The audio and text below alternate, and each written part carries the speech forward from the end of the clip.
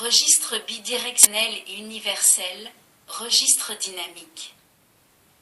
6. Registre bidirectionnel. 6.1. Registre parallèle, série synchrone câblée pour le décalage à gauche. Le registre parallèle série à chargement synchrone permettait de prépositionner son contenu, puis d'effectuer un décalage à droite de celui-ci grâce à l'entrée de commande Shift-Load. L'information se décalait de la sortie Q1 vers la sortie Q4. Il est parfois utile de pouvoir décaler l'information dans un registre dans l'autre sens, c'est-à-dire de la sortie Q4 vers la sortie Q1. Il s'agit alors du décalage à gauche. Voyons quelles sont les liaisons à effectuer sur le registre pour obtenir le décalage à gauche de son contenu. Relions la sortie Q4 à l'entrée E3, la sortie Q3 à l'entrée E2 et la sortie Q2 à l'entrée E1. Nous aboutissons ainsi au schéma de la figure 30. Portons l'entrée Shift-Load SL au niveau H. Ainsi, dans le même temps, l'entrée E4 se trouve reliée à l'entrée des 4, la sortie Q4 à l'entrée des 3, la sortie Q3 à l'entrée des 2 et la sortie Q2 à l'entrée des 1. Désormais, si nous entrons les informations par l'entrée E4, celles-ci vont se décaler à chaque impulsion d'horloge de la sortie Q4 vers la sortie Q1. Nous assistons bien au décalage à gauche de l'information. L'entrée E4 devient l'entrée série gauche et la sortie Q1, la sortie série gauche. La figure 31 montre le schéma équivalent du circuit obtenu. Si par contre l'entrée Shift-Load est portée au niveau L, nous obtenons un décalage à droite du contenu du registre. L'entrée ES constitue l'entrée série droite du registre et la sortie Q4 la sortie série droite. En résumé, le registre examiné fonctionne soit en mode décalage à droite, soit en mode décalage à gauche. Seulement, il ne fonctionne plus en mode load. Pour obtenir les 3 modes de fonctionnement mentionnés ci-dessus, il faut faire appel au registre universel. 6.2. Registre universel. 6.2. 1. Schéma et examen des 4 modes de fonctionnement. Pour différencier les 3 modes suivants, chargement parallèle, décalage à droite, décalage à gauche, 2 entrées de commande sont nécessaires. Celles-ci, appelées S0 et S1, permettent de différencier 4 modes de fonctionnement. Or, 3 modes sont prévus. Le 4e permettra d'inhiber l'action de l'horloge.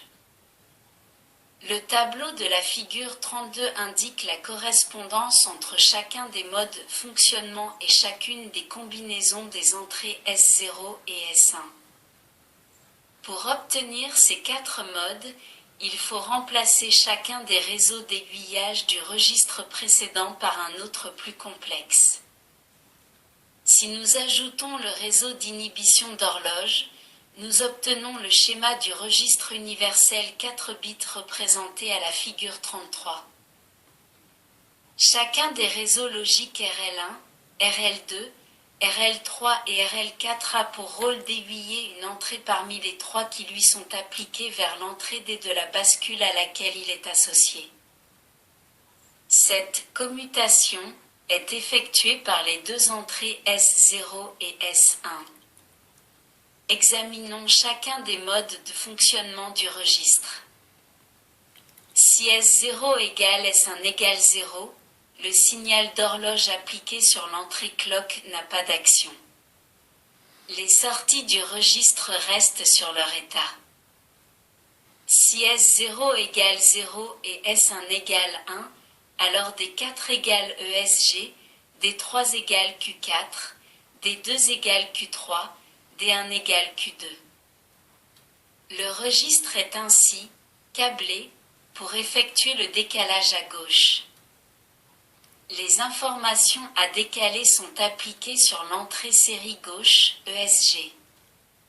La sortie série s'effectue sur la sortie Q1 qui est donc la sortie série gauche.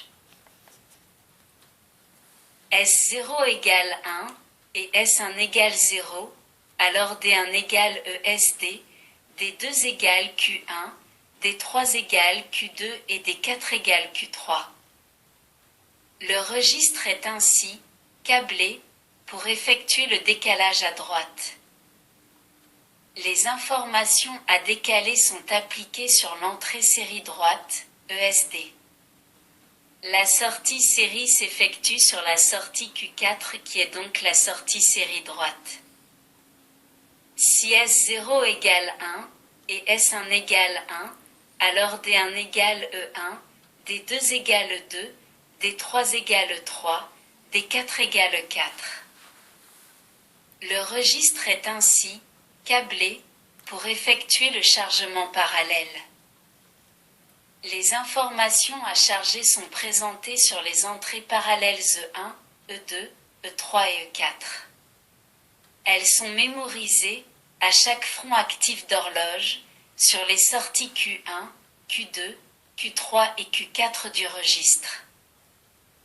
Nous voyons que tout le fonctionnement d'un registre universel repose sur le fonctionnement des réseaux logiques RL1, RL2, RL3 et RL4. Il est donc nécessaire de donner un complément d'information sur ceci. 6.2. 2. Examen d'un réseau logique. Les 4 réseaux d'aiguillage du registre examiné sont identiques. Analysons le premier, en l'occurrence RL1. Il doit correspondre à la table de vérité de la figure 34. La première ligne de cette table indique que pour S0 égale 0 et S1 égale 1, l'entrée D1 recopie la sortie Q2, c'est le mode décalage à gauche. La deuxième ligne indique que pour S0 égale 1 et S1 égale 0, l'entrée D1 recopie l'entrée ESD, c'est le mode décalage à droite. La troisième ligne indique que pour S0 égale 1 et S1 égale 1, l'entrée D1 recopie l'entrée E1, c'est le mode LOAD. De cette table, nous pouvons extraire directement l'équation de D1. D1 égale S bar 0 U et S1 et Q2 plus S0 U et S bar 1 et EESD plus S0 U et S1 et E1. Cette équation nous conduit au réseau combinatoire de la figure 35, fournissant la donnée D1. 6.2. 3. Examen du réseau d'inhibition. Il reste à examiner le réseau d'inhibition qui, à partir des entrées S0, S1 et clock, génère le signal d'horloge des 4 bascules. Pour la combinaison S0 égale S1 égale 0, l'entrée clock doit être inactive, c'est-à-dire qu'elle ne doit présenter aucune transition de niveau active sur les 4 entrées d'horloge.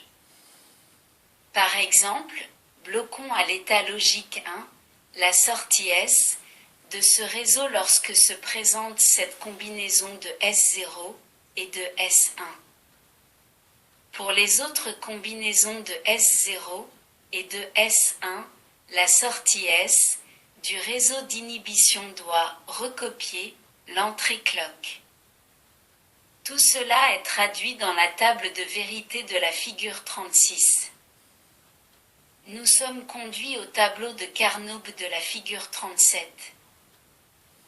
Les deux groupements du tableau de Carnot nous donnent l'équation de S suivante.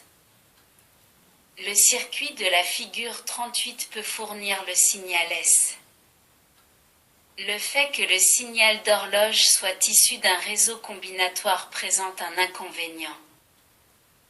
En effet, si l'on vient à changer S0 ou S1, lorsque l'entrée clock est à l'état 0, une transition de niveau logique peut se produire à la sortie S. Cela peut occasionner ainsi un front d'horloge actif sur les bascules du registre alors que l'entrée clock est restée inactive. Prenons un exemple où ce cas se produit. Supposons que S0 égale 0, S1 égale 1 et clock égale 0, ainsi S égale 0, et portons l'entrée S1 à l'état 0. De ce fait, les entrées S0 et S1 étant à l'état 0, la sortie S du réseau passe à l'état 1. En résumé, l'entrée clock étant restée inactive, lorsque S1 est passée de l'état 1 à l'état 0, la sortie S est passée de l'état 0 à l'état 1. Nous obtenons ainsi un front actif sur les entrées d'horloge des 4 bascules, alors que l'entrée clock est restée à l'état 0. Pour éviter cela, les entrées S0 et S1 ne doivent changer d'état que lorsque l'entrée clock est à l'état 1. Ainsi, la sortie est forcée à l'état 1, quelles que soient les variations de S0 et S1. 6.2. 4. Analyse d'un registre intégré universel, le 74194.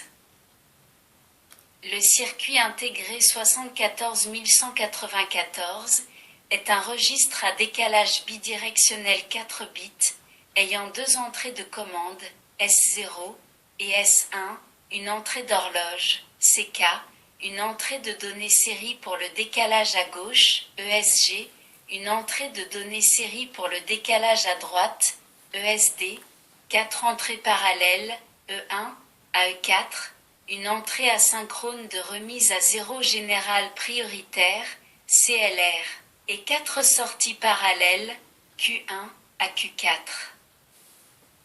Le brochage de ce circuit est donné à la figure 39, tandis que la figure 40 donne sa table de vérité. Pour la deuxième ligne de la table de vérité du circuit intégré 74194, il n'y a pas de changement de l'état des sorties lorsque clock est à l'état 0 à condition que les entrées S0 et S1 ne changent pas d'état. 7. Registre dynamique. Les registres vus jusqu'à présent sont de type statique parce que les informations qui y sont emmagasinées peuvent être conservées indéfiniment à condition de ne pas débrancher l'alimentation. Ceci est très commode parce que nous pouvons lire à tout moment les informations qui ont été chargées, mais il apparaît un inconvénient du point de vue intégration. En effet, chaque donnée binaire emmagasinée nécessite une bascule entière. De ce fait, l'intégration de registres statiques de grande capacité, plus de 1000 étages, est limitée. Au-delà, nous avons recours aux circuits à décalage de type dynamique. Ceux-ci ne peuvent mémoriser les informations indéfiniment et doivent donc les faire défiler. Cette caractéristique provient du fait que chaque élément de mémoire n'est plus une bascule de type conventionnel, mais un circuit qui mémorise l'information grâce aux capacités parasites des transistors MOS.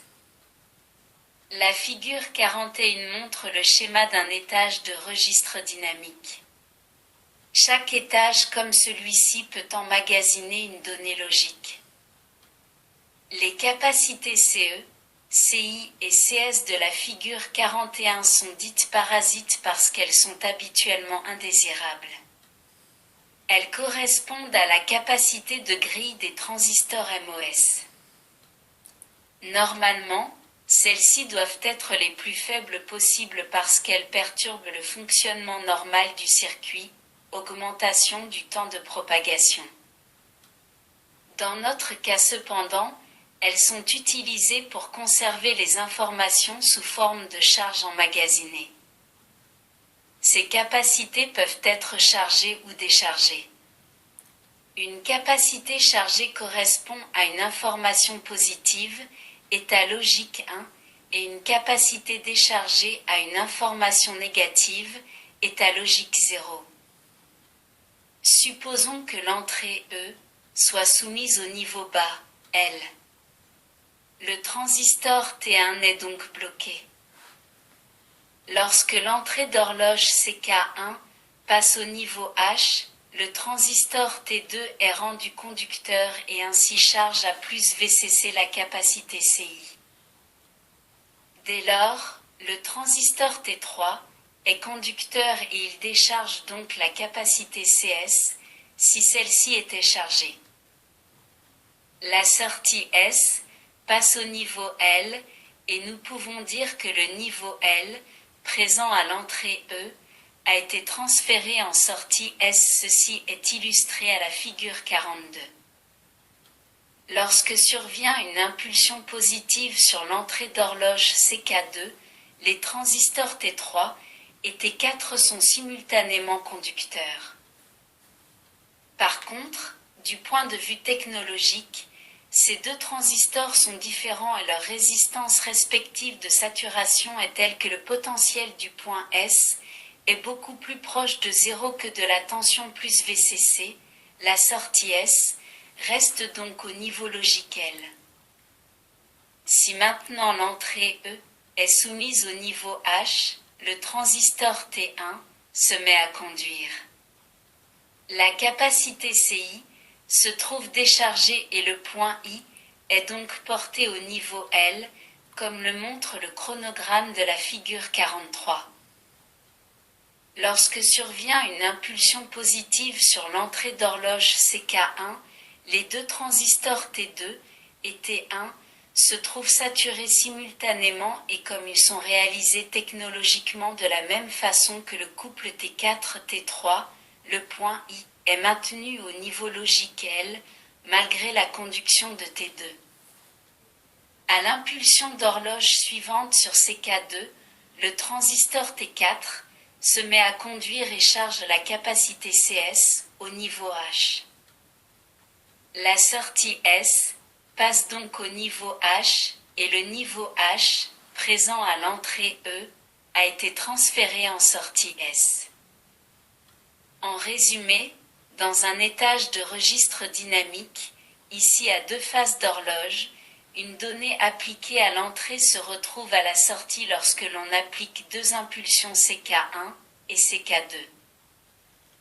Il faut cependant que les signaux CK1 et CK2 soient à une fréquence suffisante, environ 10 kHz, pour que les capacités parasites des transistors MOS n'aient pas le temps de se charger ou se décharger entre deux impulsions successives. La prochaine théorie traitera des compteurs et des diviseurs de fréquences.